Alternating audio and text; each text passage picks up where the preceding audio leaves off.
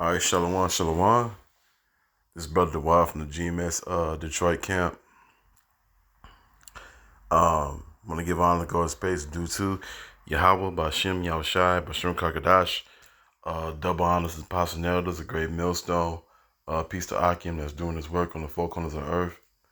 And you have NATO as what you read.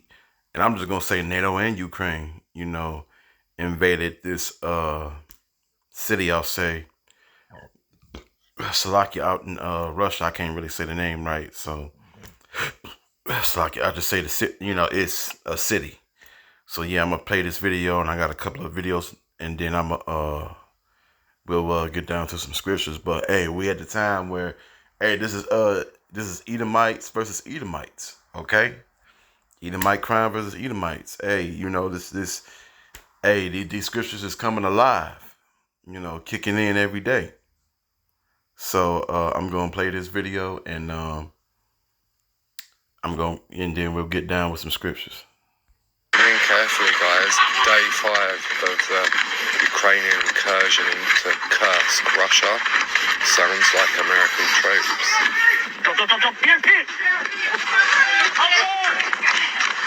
Alpha, we're gonna go in this house and try to get a fucking flank on it. Hey, Jabroni! Hey, Baroni!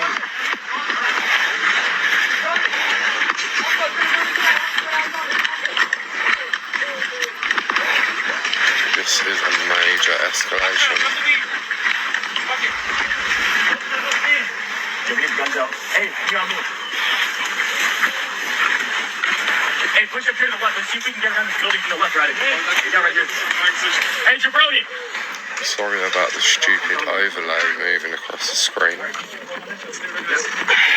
we're pushing into this compound. Got it. We're pushing into this compound. Okay, we're going around this side. Can you take 4-2? I have this one ready. Follow for updates. Listen. Okay, done with that. Let's get with this. All right. This Telegram video released by Ukraine's military brigade shows its soldiers removing a Russian flag from a building in the Kursk region, following the army's surprise incursion across the Russian border.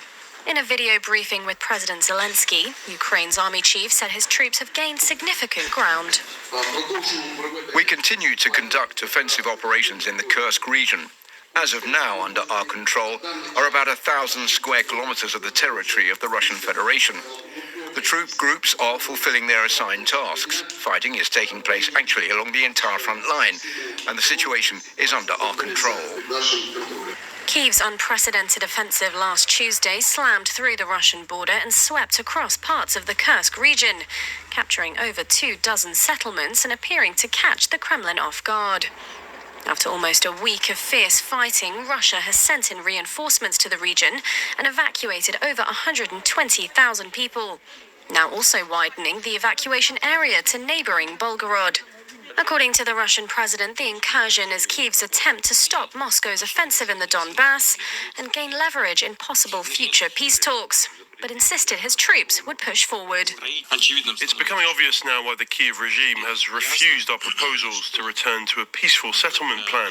It appears that the enemy, with the help of his Western masters, is fulfilling their will, so it looks like the enemy seeks to improve its negotiating positions in the future. The enemy will certainly receive a worthy response, and all our objectives will undoubtedly be achieved. Disputing Ukraine's claims of the territory captured, Russia argues Ukrainian forces have only penetrated 12 kilometers into Kursk across a 40-kilometer front. Kyiv's foray into the region marks the largest attack on Russian soil since World War II. Okay. And there's one more. Yeah, check this one out.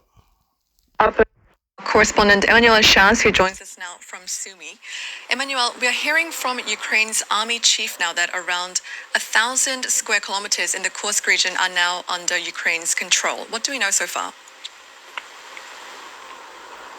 Well, this is the first information from the Ukrainian army that confirms, first off, the operations, the ongoing operations in Kursk region. Until now, we only had information coming from the Russian side because of the operational silence. So this is important information. It means that the Ukrainian army is confident enough to reveal the amount of territory that it says is under control. And when we see the response from Moscow, be it the state of federal emergency, be it the so-called counter-terrorism operation that has been declared in the Bryansk, Belgorod, and Kursk region by Moscow, and given the evacuations of tens of thousands of civilians of those regions, and mainly in Kursk region, we see that the response is chaotic, and that Moscow doesn't manage to respond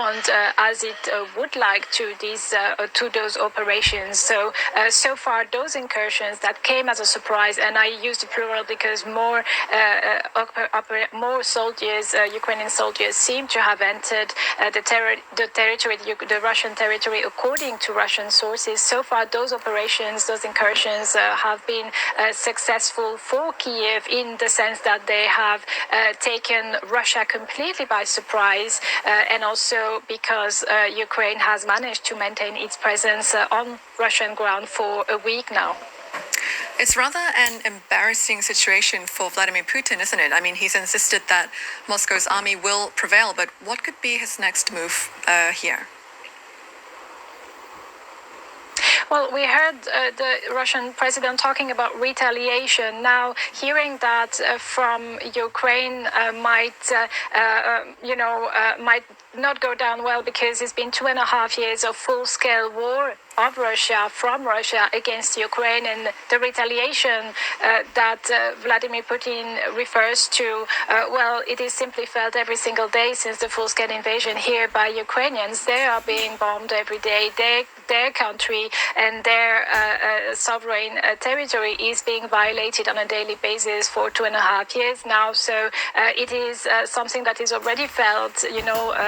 The Russian anger is already felt against Ukraine every day. So of course, Vladimir Putin will have to say that for the Russian population, and to give the impression that he still has the power to do more against Ukraine. And we saw yesterday those worrying images coming from Zaporizhia nuclear power plant, where a fire was declared on the territory, and Russia accused Ukraine of sending a drone, but it is Russia, it is the Russians occupiers who mastered this territory, who occupied the territory, and who have control over it. So we can see perhaps there an attempt from Moscow to instillate fear among the Ukrainian population, but we have to say that the Ukrainian population has grown used to those daily Russian aggressions against their country.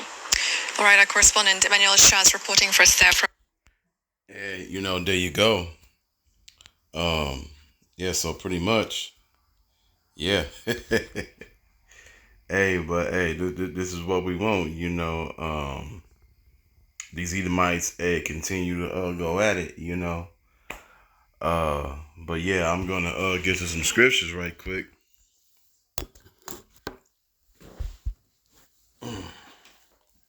Go ahead and get that. Okay, book of St. Luke, chapter 6, verses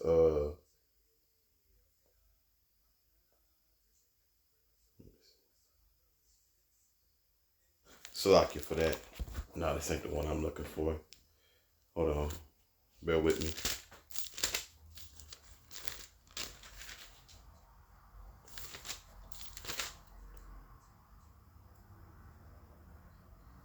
Yeah, Salakia for that. It's in the book of Mark. Chapter 3, verses, I'll start at 24. And if a kingdom be divided against itself, that kingdom cannot stand. And that's what you're seeing right now. Because here's the thing, all of that is Russia anyway, It's just that Ukraine, they broke away from Russia when you go all the way back to of the wall coming down back in 1989. I remember seeing that as a kid. You know, I remember seeing that as a 10-year-old kid back in 1989. You know, yeah. So hey, these scriptures coming alive every day. We getting real close. So this World War III really like escalating, getting on fire, and the MOTB, you know, and Yahushua coming back, you know. But let me continue on. And if a house be divided against itself, the house cannot stand. And if Satan rise up against himself, and he be divided, he cannot stand but have an end. So there you go. You know? So yeah, we got these Edomites, you know, pretty much going against each other. Okay, and really this is the curses too, of them putting their hands on us. So hey, you know, because these curses are really going on Esau Edom now. Okay, you know, because we at the time where hey, they got to drink that cup, you know. But yeah, I just wanted to do this video right quick, and basically you know, hey, these UN troops and these Ukrainian army is going up in that small city out, the small city, or just say city in general, out in Russia. So yeah, this thing is going to continue to escalate. These are beautiful times we're living in. All right. So Lord willing, this is edifying. So with that, I want to give my honors and glories and praises due to Yahweh, Ba'Shem Yahushai, Ba'Shem Kakadash. Double honors, Apostle Nell does a great millstone, piece of Akim that's doing this work on the four corners of earth. Shalom.